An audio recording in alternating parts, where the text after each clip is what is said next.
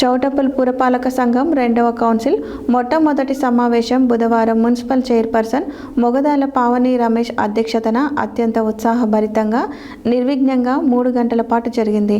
పట్టణ అభివృద్ధియే లక్ష్యంగా సాగిన ఈ సమావేశంలో ఎజెండాలోని పలు కీలక అంశాలపై సుదీర్ఘంగా చర్చించి విజయవంతంగా ముగించారు.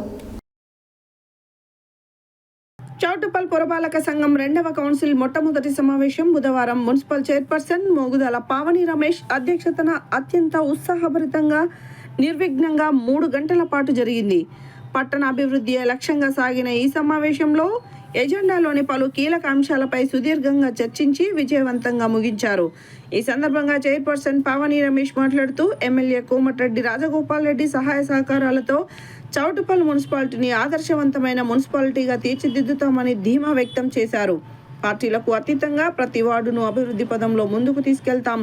ప్రతి కౌన్సిలర్కు నా పూర్తి సహకారం ఉంటుందని, అదేవిధంగా కౌన్సిలర్లందరూ పట్టణ అభివృద్ధి కోసం నాకు సహకరించాలని ఆమె కోరారు.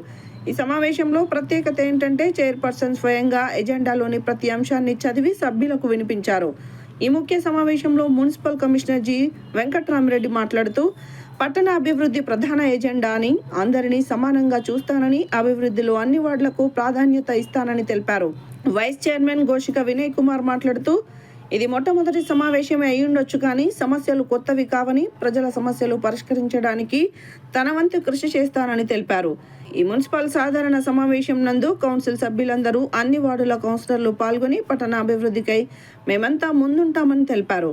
వీరితో పాటు వివిధ ప్రభుత్వ శాఖల R and B Naveen, medical, Katamaraju, agriculture Nagaraju, ఉన్నతాధికారులు, municipal manager Sridhar Reddy, revenue officer Anjaiah, senior assistant Deepa మరియు కార్యాలయ సిబ్బంది పాల్గొన్నారు. పట్టణ ప్రజల సమస్యల పరిష్కారమే పరమావధిగా సాగిన ఈ సమావేశం చౌటుప్పల్ మున్సిపాలిటీ అభివృద్ధిలో ఒక కొత్త అధ్యాయానికి నాంది పలికిందని కౌన్సిల్ సభ్యులు సంతోషాన్ని వ్యక్తం చేశారు.